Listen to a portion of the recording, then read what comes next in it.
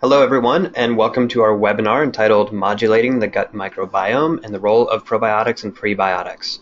Our guest speaker today is Dr. Stephen Olmsted. My name is Michael Chapman, and I'm a medical education specialist at Genova's Asheville branch. I'm going to serve as the moderator for today's webinar.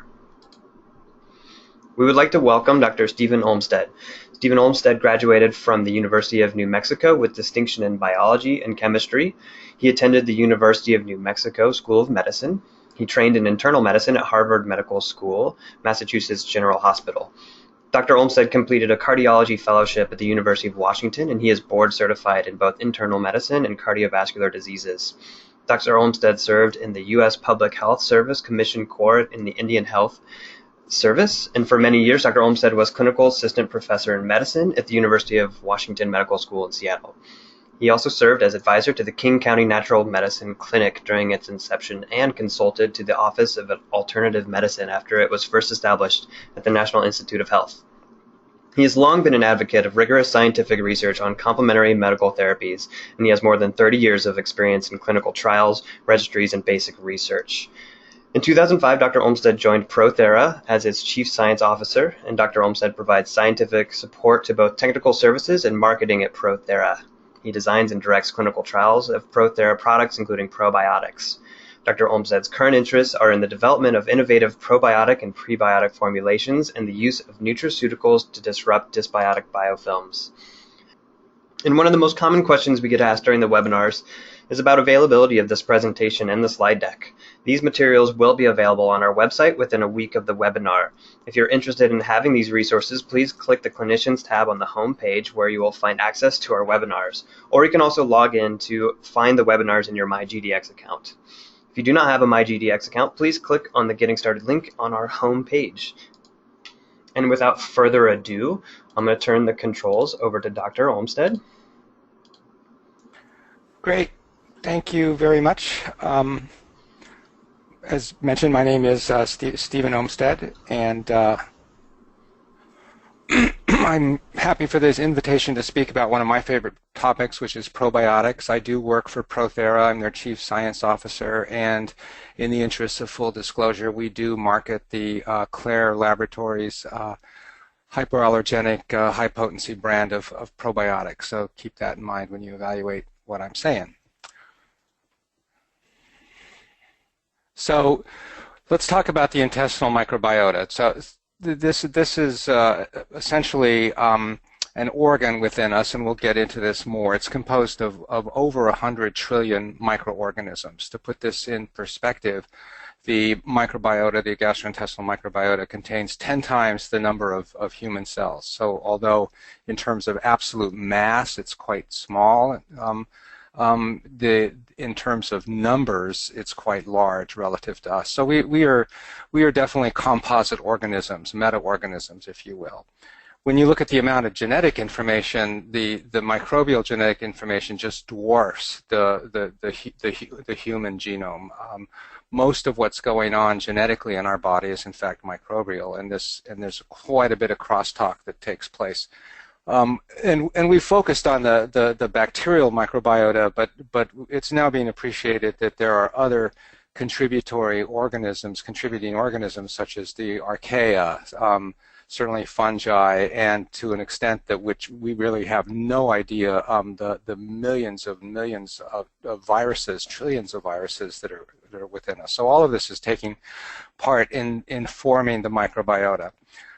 We used to say that there was, you look in the literature, you'll see 400 species, 500 species, 600 species, but we now know there are thousands of species potentially, and we know this by sequencing sequencing the DNA of ribosomal RNA. And so we currently, and this was information that was published in Nature, we currently know that there are over 1,800 genera represented in the intestinal microbiota, and somewhere between 15,000 and 36,000 species can be detected.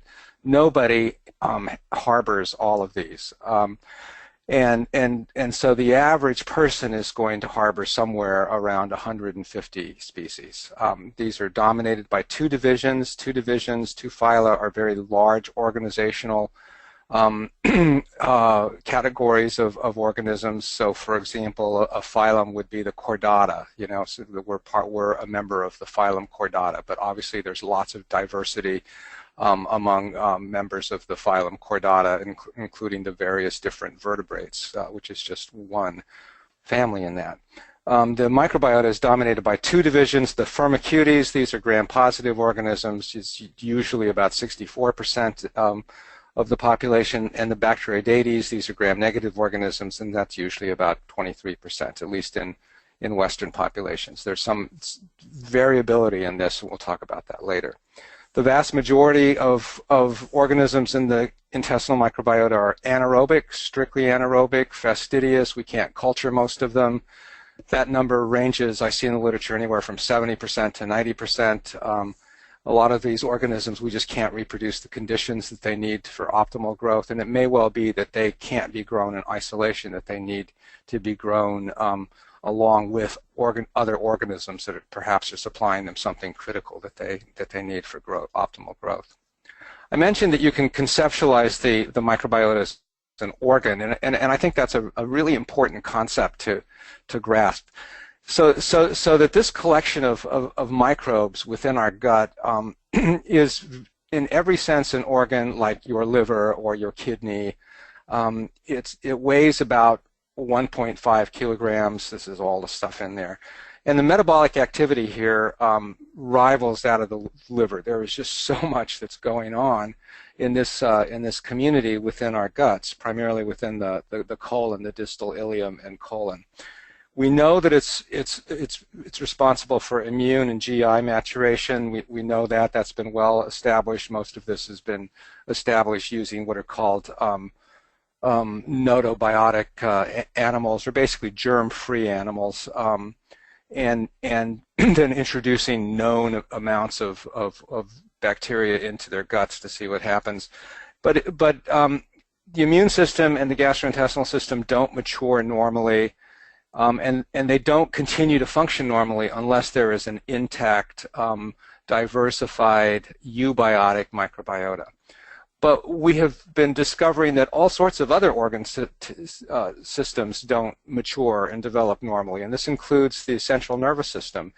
And so, for example, normal myelinization in the brain doesn't occur unless there's a gut microbiota that takes place. And we don't understand fully the communications that go on that facilitate that. We do know there's a great deal of communication between the gut and the gut microbiota and the brain, and we know at least some of that is mediated via the vagus nerve. So people are beginning to understand what's going on, but we really don't have a full grasp. The gut microbiota is, of course, responsible for colonization resistance. If we don't have our normal commensal flora, we are going to be open to opportunistic and pathogenic infections. Throughout our lives, the gut microbiota modulates the immune system, and so it's the gastrointestinal tract that we come into contact with the external world. We don't think about it as the external world, but basically it is the external world. Everything from your mouth to your anus there is part of the external world. It's things that we take into our bodies, and this is where we are experiencing the world to a large degree. Think about that. And we now realize that the gut microbiota modulates metabolism. So it's very important in terms of glucose and insulin metabolism, weight metabolism, and there's a clear-cut role, although again we don't fully understand this, between the gut microbiota and dysbiosis and the risk of obesity and metabolic diseases like type 2 diabetes. The microbiota is really, it's so important, and it's not just this humans. This is an important aspect of biology in general, and in that all living creatures, all multicellular living creatures, are living in symbiosis with some microbial organisms, and we are living in symbiosis with a lot of them, and it's important for our health that we be exposed to human microorganisms, and we get these normally from our mothers. And so there's a wonderful system that's developed whereby a mother can transfer her own microbiota from her gut into her breast milk, and the infant receives this while nursing. And so this is mediated by dendritic cells, so immune cells within the gut, which are actually able, as you can see, these little dendritic cells here in the middle bottom picture with these little tentacles. And so they send these out, and they can actually go straight into the lumen of the gut, sample the gut microorganisms, sample gut bacteria, bring them back in, not harm them, transfer them to lymphocytes, travel via the lymphatic system, are released in the breast and into milk where the infant consumes them. So this is some data on real-time polymerase chain reaction testing of breast milk. So 43 nursing mothers, and you can see that on average, there's somewhere between 200 and 1,000 CFU per milliliter of breast milk, and some women have none, and I would suggest that that's probably not normal. I would wonder about whether those mothers actually having a dysbiotic microbiota. But you can see that it's quite normal for women to pass Bifidobacterium onto their infants while nursing. Other organisms are passed on to their infants, including clear-cut probiotic organisms like Lactobacillus gasseri. Also, some streptococcal species are passed through into the breast milk, and staphylococcal species, Staphylococcus epidermidis, for example. So a number of different organisms are passed on to the infant, and that's part of how infants acquire a normal eubiotic microbiota. But we now know, I mean, a classical teaching, if you look back just a few years ago, the dogma has been for 150 years that the fetus is sterile unless there's something wrong, that amniotic fluid is sterile, that the placenta is sterile, and that acquisition of the gut microbiota only begins essentially during birth and then following birth, and that's where we get it. But this turns out to be, as so many other things that I learned over my career years ago, this turns out to not be true.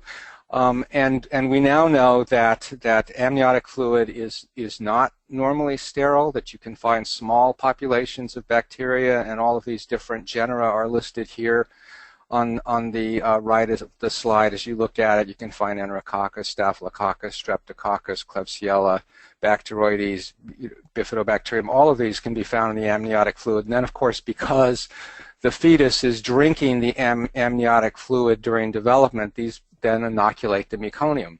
We also know that the placenta now harbors its own microbiome that is involved with protecting the fetus, and if there's something wrong with that, maybe associated, if there's a dysbiosis of the placental microbiota, this is associated with preterm deliveries, especially preterm deliveries before 28 weeks.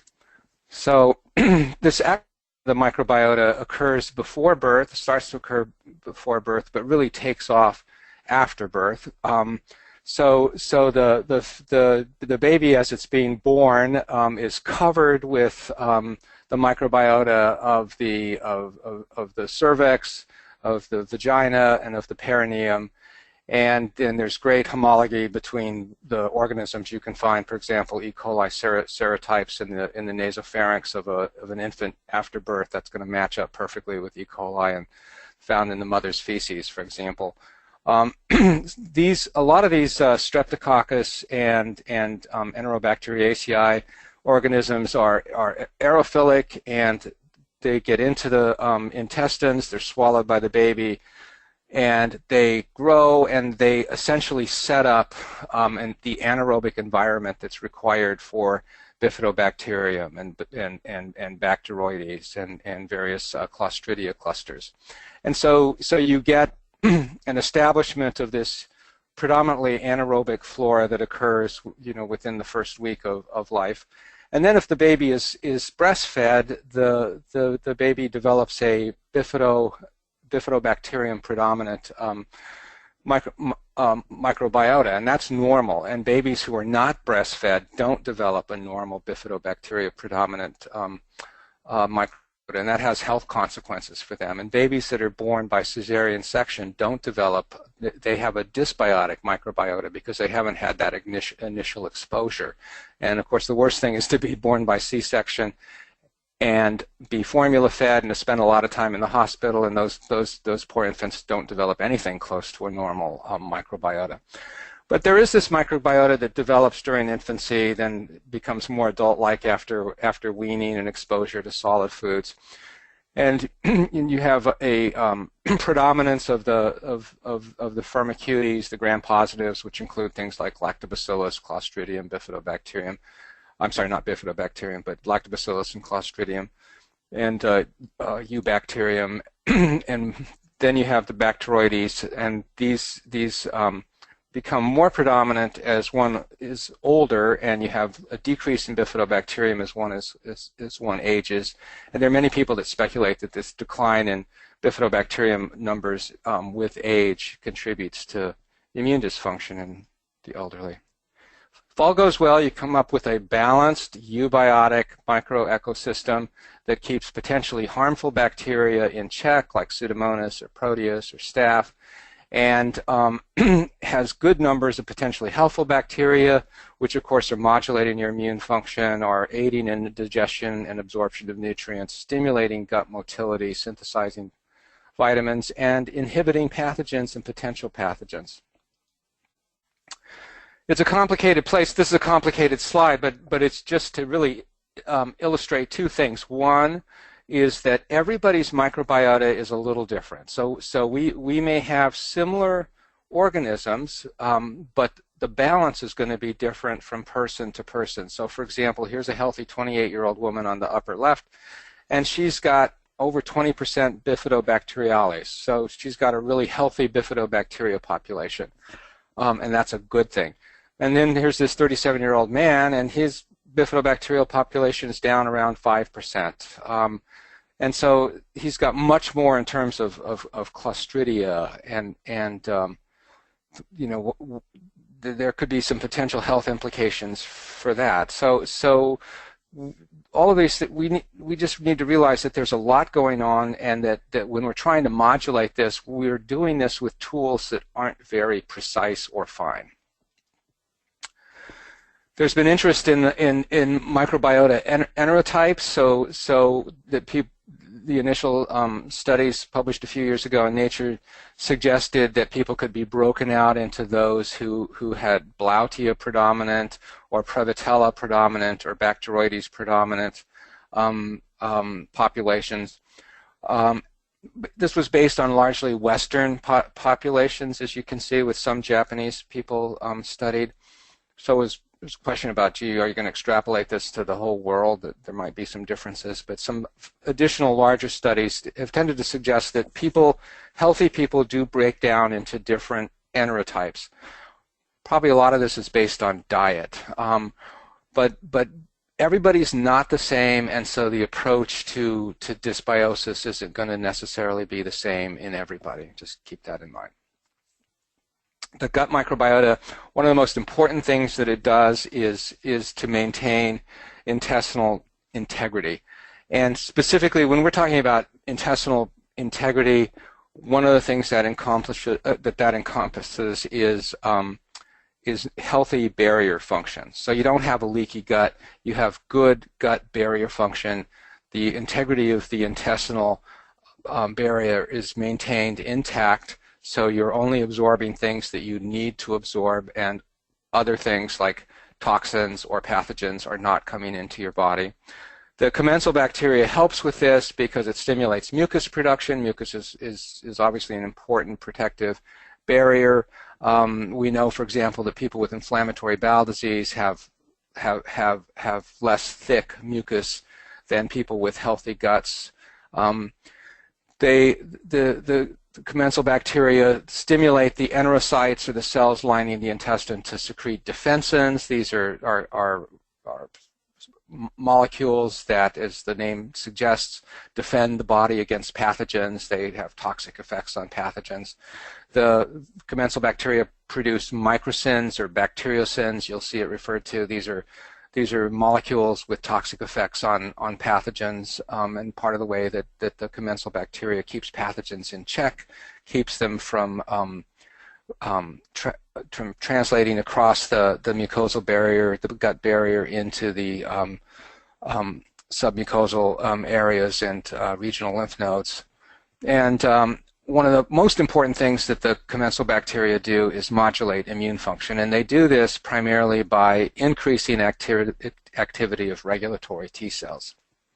And here's an illustration of this. People used to talk about how you had naive T cells. These would be the Th0 cells, and then these T cells could differentiate into helper 1 T cells, Th1 T cells, and these were responsible for cell-mediated immunity, or they could differentiate into helper T cell 2s or Th2 T cells, and these were associated with humoral immunity, and overexpression of Th1 cells was with tumor necrosis factor and interferon gamma and interleukin-2 was associated with autoimmune diseases if it was overexpressed, while overexpression of Th2 T cells with various interleukins 4, 5, and 10 was associated with allergy. So people used to talk about a Th1 to Th2 ratio, and you need to, if you had too much Th1, you need to balance it by increasing Th2, and that turns out to be completely wrong.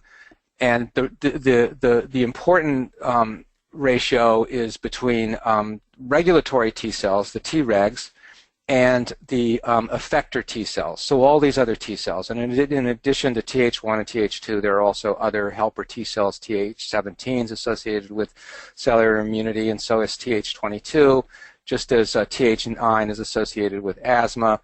And it turns out that these cells are not even terminally differentiated. So a Th2 cell can turn into a Th1 cell, or a T regulatory cell that should normally damp down excessive immune responses can turn into a Th1 or Th17 cell.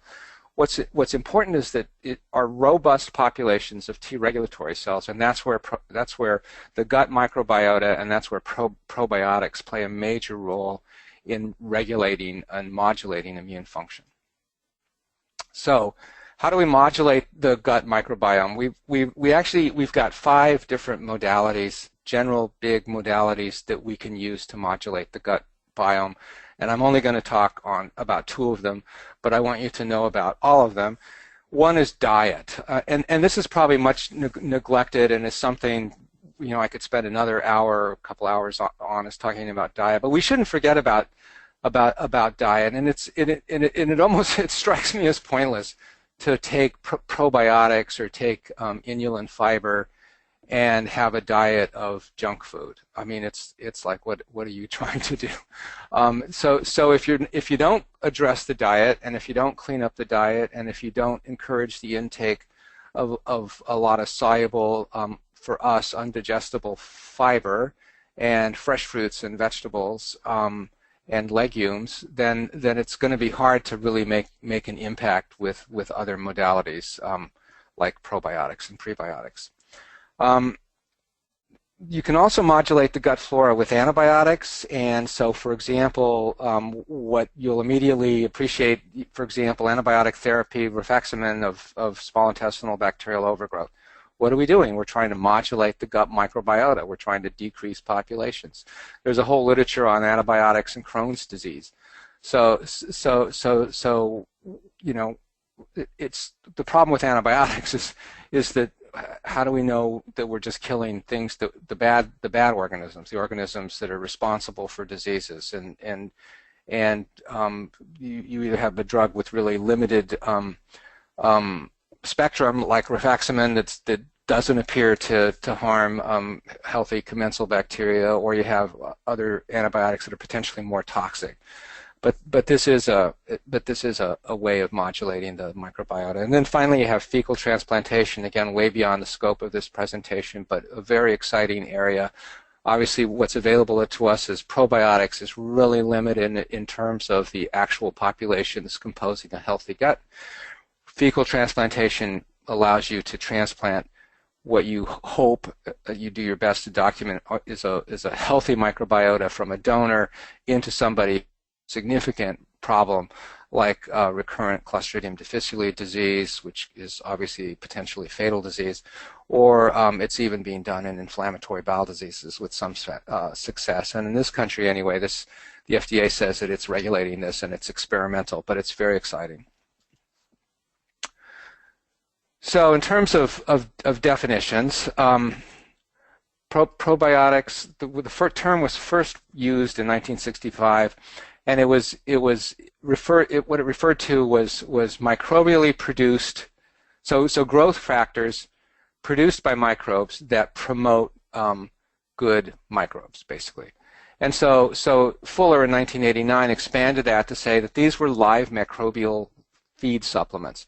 So we should all know that really where probiotics are extensively used and have great impact, especially as an alternative to antibiotics, is in animal husbandry and is in raising chickens and pigs. And so there's a lot of work that goes on in that, and that's where probiotics as live microbial feed supplements that benefited the host, that's where the concept was really developed, and then it was sort of ported over to humans.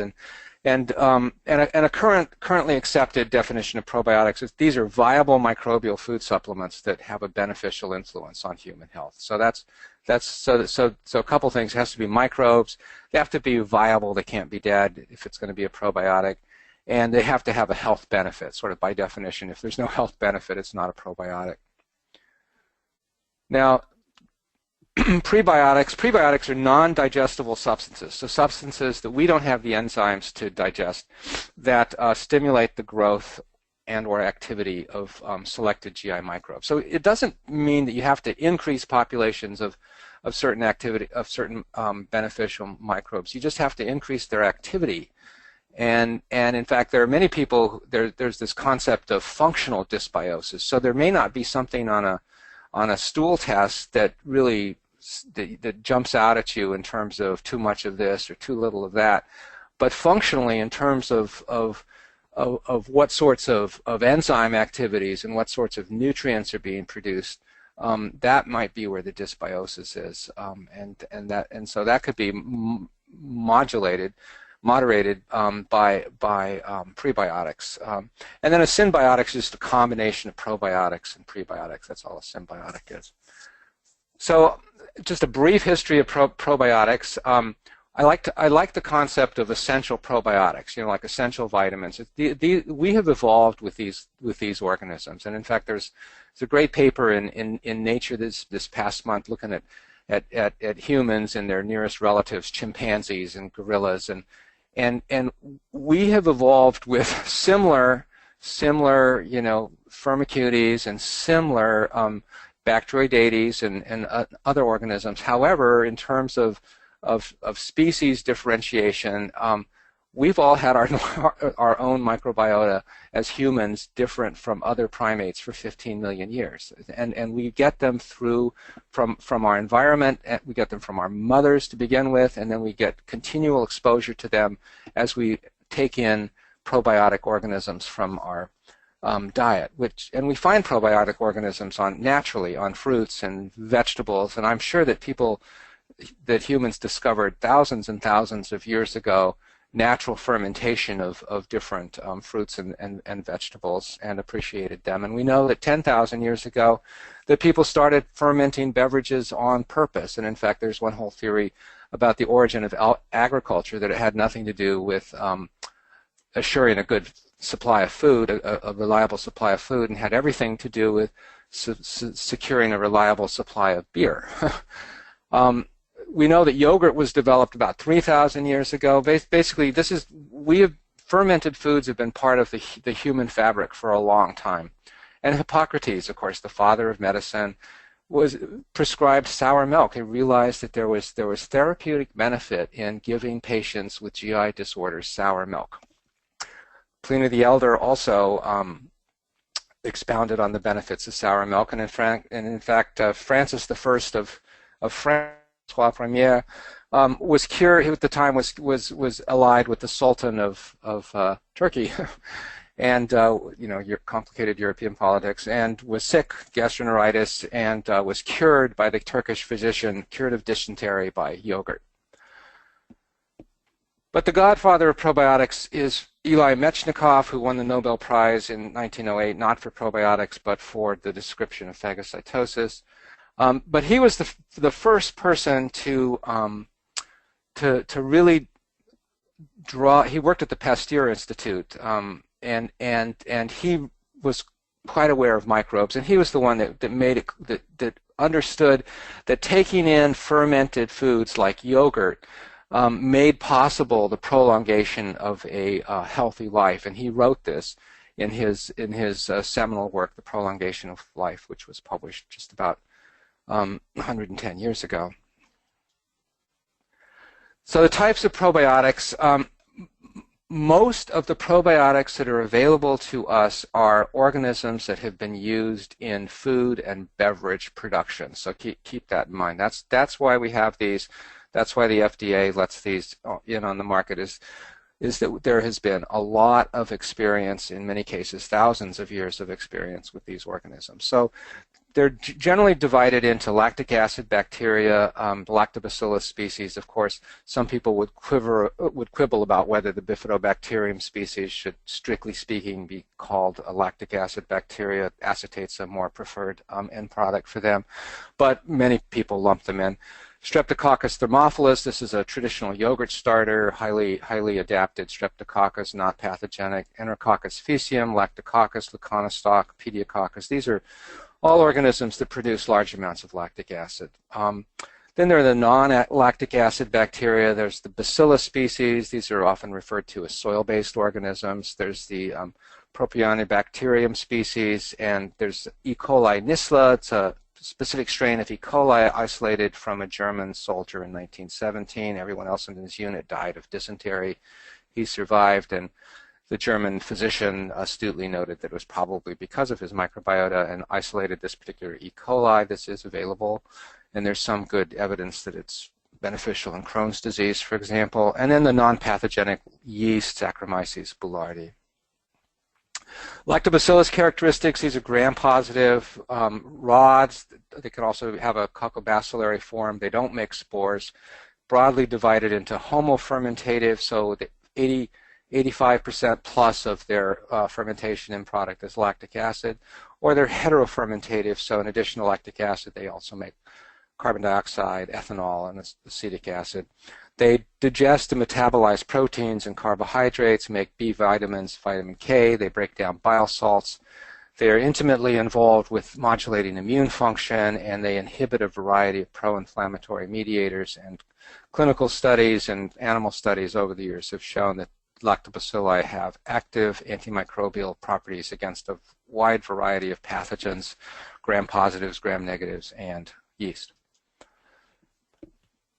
This is a list of probiotic lactobacilli that are generally available. I'm only going to discuss a few of them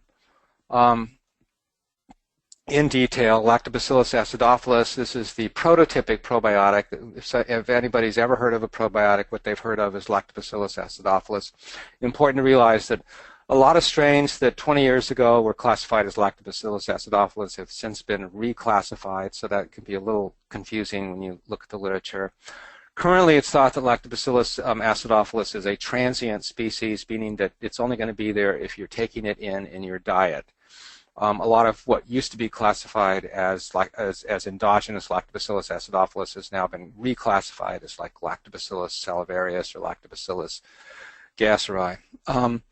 Lactobacillus is an obligate homofermentative organism. It never switches to heterofermentative. It has to make a lot of lactate, and it makes both isomers of lactic acid. It's very hardy, resistant to acid, bile, pepsin, pancreatin. It has over 20 known peptidases, and it has been shown to break down both casein and gluten, which are problematic polypeptides. Ferments lactose, and in fact there's a literature on Lactobacillus acidophilus for lactose intolerance, and it can reduce gut concentrations of various carcinogenic enzymes, although the studies have yet to be done that show that probiotics can reduce the risk of colon cancer. Lactobacillus rhamnosus, this is probably the most studied probiotic. It's relatively fragile. It's much more susceptible to stomach acid. It's generally transient, although people can isolate it in the gut. It's a heterofermentative, and it only makes the L-positive lactate isomer. It's got great colonic mucosal adherence, although that's done in vitro, and how relevant that is to in vivo, we don't know. It makes more peptidases than any other lactobacillus, and it enhances innate and acquired immunity. That antagonizes various pathogens like rotavirus, C. difficile, and E. coli. Lactobacillus casei is another adaptive probiotic closely related to rhamnosus, again, transient species. And one of the things that this has is a large number of proline-specific peptidases, and these are particularly useful in breaking down casein and gluten, because these are polypeptides that have a lot of proline in them. It also makes the L-positive, and only the L-positive form of lactic acid. And although it's transient, it's interesting in that its presence is required for differentiation, for normal differentiation of dendritic cells. So it's amazing. So you require this transient species for normal immune maturation. Lactobacillus plantarum. This is ubiquitous on plants. That's why there's a picture of vegetables here. Generally lacking in modern diets. So if you do stool cultures from people in Africa who are eating a traditional diet with a lot of fiber and legumes, they all have Lactobacillus plantarum. And humans have modern Western diet, people consuming modern Western diets have like 25% of them have Lactobacillus plantarum if they're not taking it as a probiotic. Very hardy organism, resistant to bile and acid. It facilitates induction of IL-10. This is really important for T-cell regulatory function and decreasing both allergies and inflammation. And it strongly supports intestinal barrier function and reduces translocation of gut flora. Now, Bifidobacterium, these are the second major class of probiotics, gram-positive. They don't make rods. They often have a Y shape to them, especially when they're stressed. That's why it's called Bifidobacterium. They're strictly anaerobic and fastidious. The one exception there is Bifidobacterium lactis. They have a unique metabolic hexose pathway called the bifidus shunt. They all break down lactose. They ferment a variety of non-digestible oligosaccharides. And they synthesize B vitamins, vitamin K. Again, they're intimately involved with modulation of both innate and acquired immunity, and inhibit a variety of pro-inflammatory mediators, and inhibit a variety of different pathogens. And when you look at different disorders and disease states, what you will see over and over again is that disease or ill health is associated with reduced bifidobacterium populations, and robust bifidobacterium populations are associated with gut health and immune health.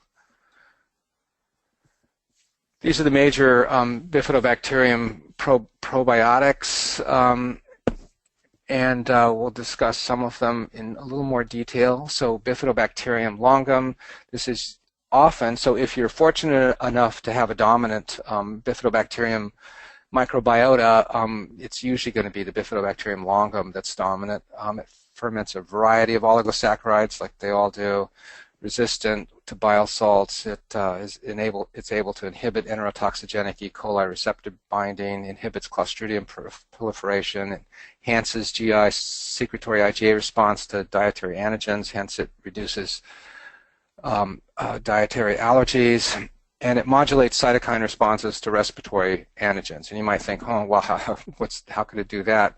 But keep in mind the whole concept of the common mucosal immune system, so that if you have something going on in the gut, associated lymphatic tissue, that's going to affect immune tissues elsewhere in the body.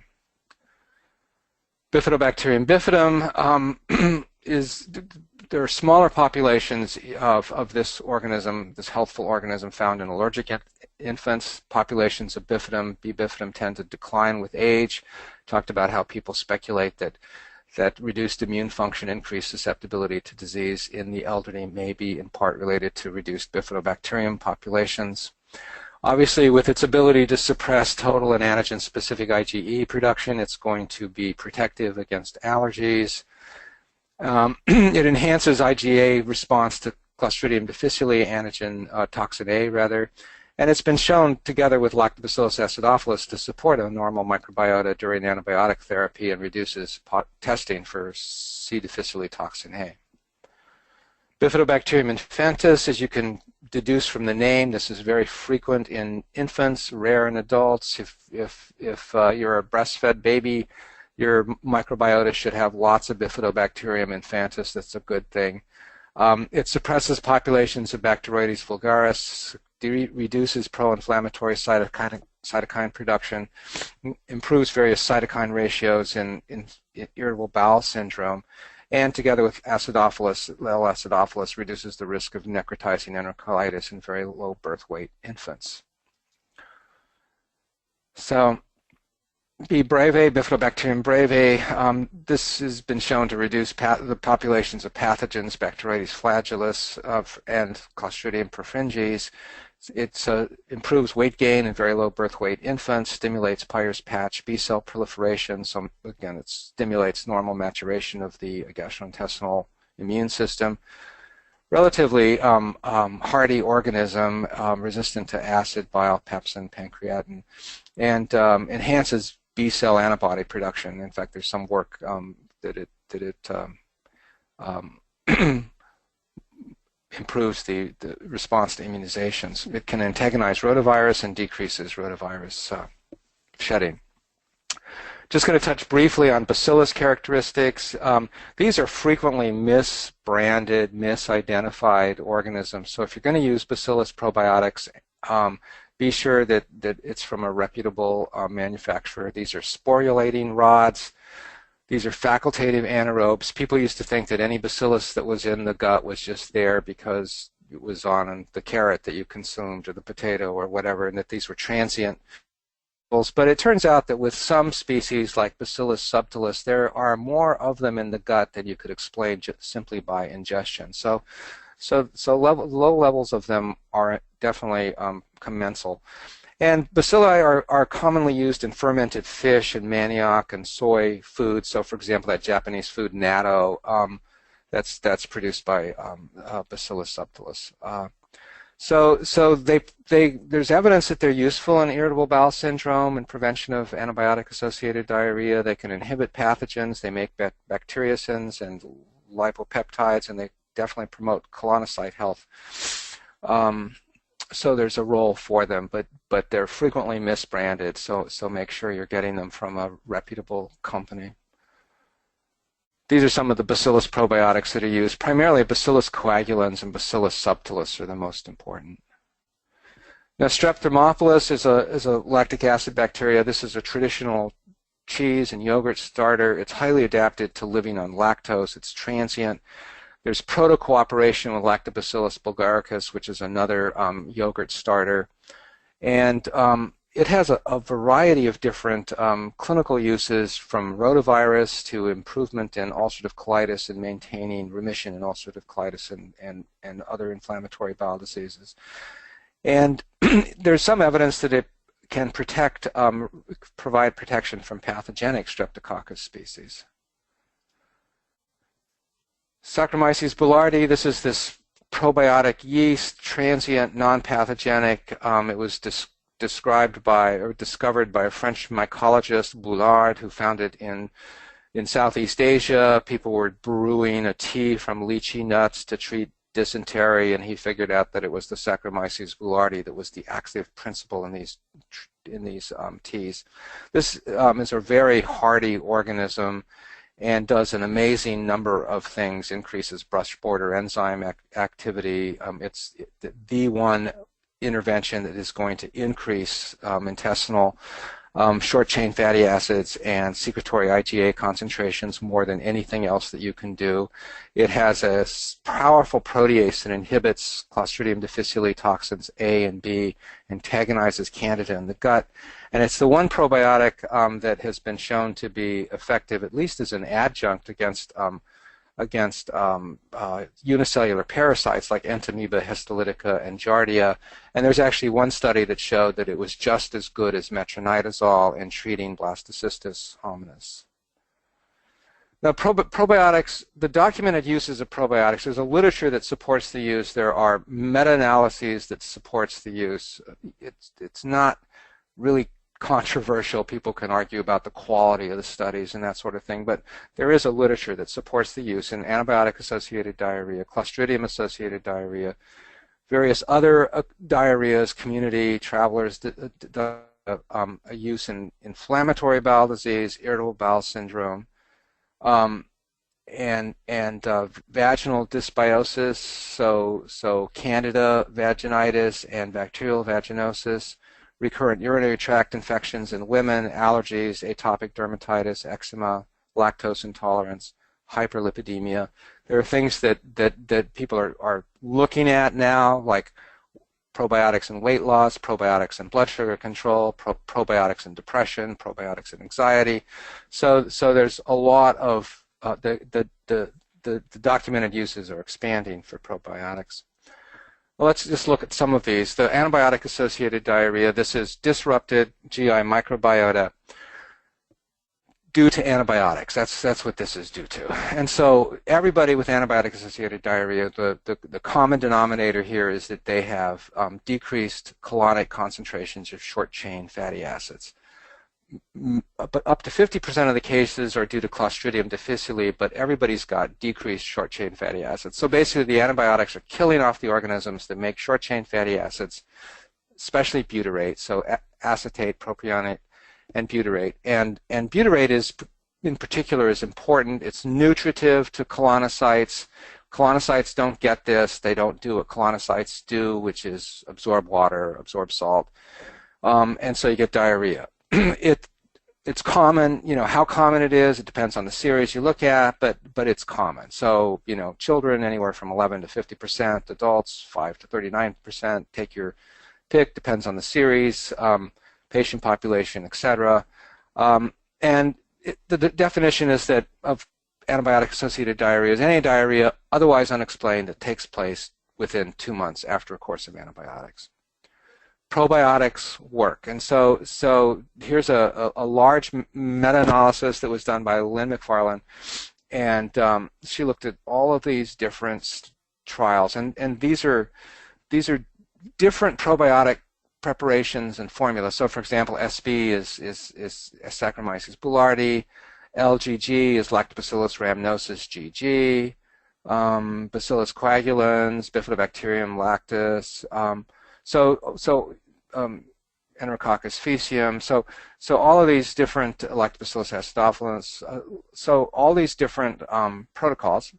And what Lynn found was that out of 25 randomized clinical trials, that the overall risk reduction was 0.43. So that's a 57% reduction in the risk of antibiotic-associated diarrhea. Really fairly profound. And probiotics should definitely be used when you're prescribing antibiotics. I just don't know why a clinician wouldn't do that. So in terms of what should be used, what the literature supports is Saccharomyces boulardii. So then the dose should be 10 billion CFU a day. And optimally, that should be combined with Lactobacillus rhamnosus, so 5 billion CFU a day. And I think it would be very advisable to use a multi-strain formula that also contains some Bifidobacterium, because we saw some of these species antagonize Clostridium difficile and decrease its proliferation, that sort of thing.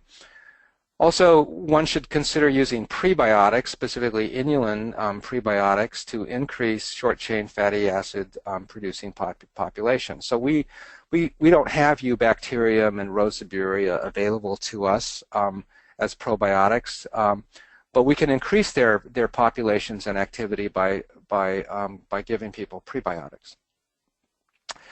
In general, I think you should use probiotics at the same time concomitantly with the antibiotics in order to minimize the effect of the antibiotic on the probiotic and to maximize survival of the probiotics that you take in. I suggest people take their probiotics an hour before or 2 hours after the antibiotic dose, and I've always suggested a 30-day total course of probiotics. So even though your antibiotic treatment may be a week or 10 days, I've always suggested a 30-day total treatment. Now, inflammatory bowel disease, so this includes Crohn's disease, ulcerative colitis, and pouchitis. There are differences in these. Pouchitis is disease that's involving a portion of the ileum that's being used as a rectal pouch following surgery for, in almost all cases, ulcerative colitis. And we know that inflammatory bowel disease is due to an abnormal response to certain commensal bacteria. So that if you have no bacteria, or let's say, for example, you have rectal ulcerative colitis and the surgeon does an ileostomy to divert the flow of intestinal contents, you can treat the disease by decreasing exposure to intestinal contents and commensal bacteria. People with inflammatory bowel disease have high numbers of Bacteroides, Enterobacteriaceae, and Peptostreptococcus, and, you guessed it, low numbers of Bifidobacterium. Really, I have to say, the animal models it seems like probiotics should just be gangbusters. So here you have this rat model of inflammatory bowel disease, this HLA-B27 transgenic rat, and if you raise it germ-free, so there's no intestinal microbiota, the rat does not get colitis. But when you introduce fecal bacteria into the rat, you get a very, very aggressive colitis. So there's this interaction with this genetic predisposition and the presence of fecal bacteria. If you introduce, remember these are gnotobiotic organisms, so you have control over what you are introducing. You know what is in the gut. So if you put in just Bacteroides vulgaris, you get colitis. So that's one of the things that's in the fecal mix that's giving you colitis. But it's not as bad as everything that's in there, so it's just one thing. If you introduce E. coli, so this aerobic Enterobacteriaceae, there's no colitis. So we know that that's not the problem. If you introduce Lactobacillus rhamnosus plus fecal bacteria, you completely protect this rat from getting colitis. So probiotics should just be wonderful, but they've been disappointing. And so here are studies that are looking at probiotics in Crohn's disease and ulcerative colitis and in pouchitis. And with the exception of pouchitis, for which gastroenterologists say that the evidence is good to use probiotics, most of these studies are negative. What about that? Well, some of this is study design. So for example, if we look at this study, so here's treatment of Crohn's disease using Espulardi. So you're using Espulardi as an adjunct. So there's standard therapy, mesalamine 3 grams a day versus mesalamine 2 grams a day in Espulardi. And the number of clinical relapses was significantly less. So is the appropriate endpoint being studied? So probiotics probably don't have a big role in treating acute flares, but they clearly, I think, have a role in keeping people in remission. You know, here's a study of people in Crohn's disease in remission, and so this is involving a preparation called VSL number 3, which is simply a multi-species high-potency probiotic based around Streptococcus thermophilus. And here you see that this is a study that shows probiotics don't work, right? But there's only 40 patients. There was a 50% reduction in relapses, but the numbers were not significant. So is this 50% reduction not real? It's just by chance, or was it not significant because this is an underpowered study? Probably an underpowered study. That's the problem with probiotic studies, is they often have too small of a sample size, and that might be why probiotics in the literature have turned out to be disappointing in inflammatory bowel disease. They're not disappointing in the treatment of pouchitis, and again, most of the data comes from VSL number 3, this high-potency, multi-species probiotic, and it's clearly effective. Now, one of the things about probiotics is it's become clear that single probiotic species don't work in inflammatory bowel disease. They just don't work.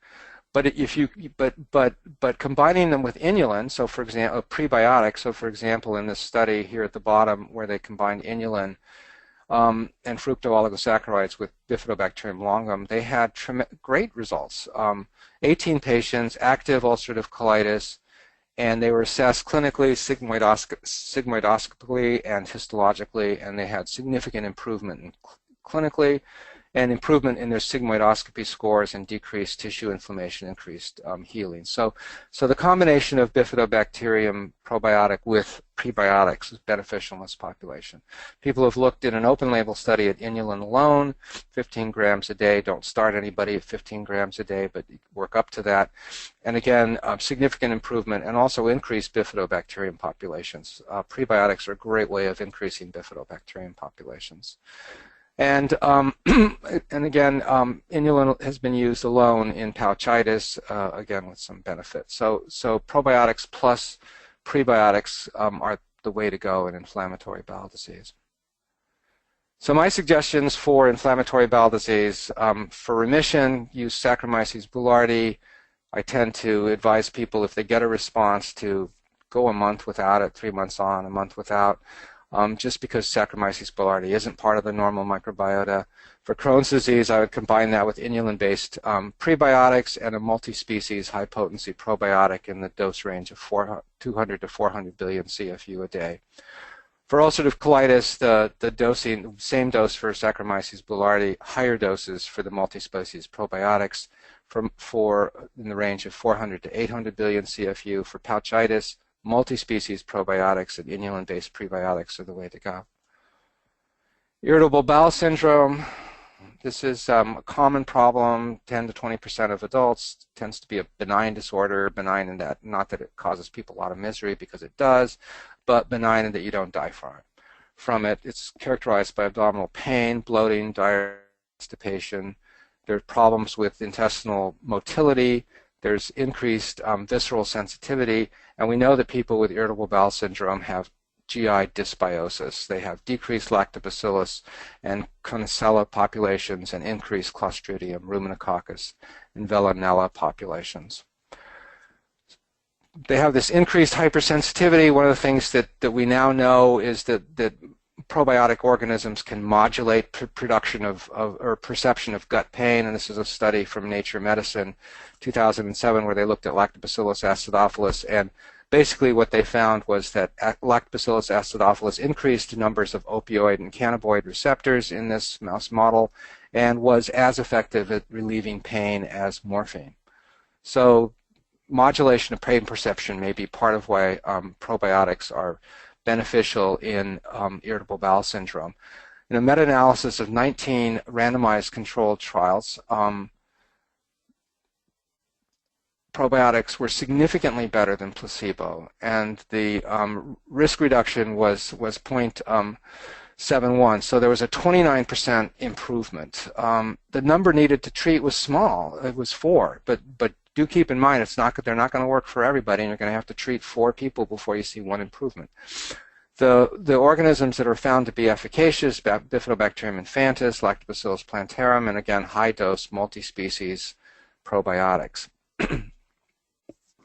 Hi, Dr. Olmsted. So what I generally recommend, sorry to interrupt you. I just wanted to jump in real quick because we just have a couple minutes left. Right.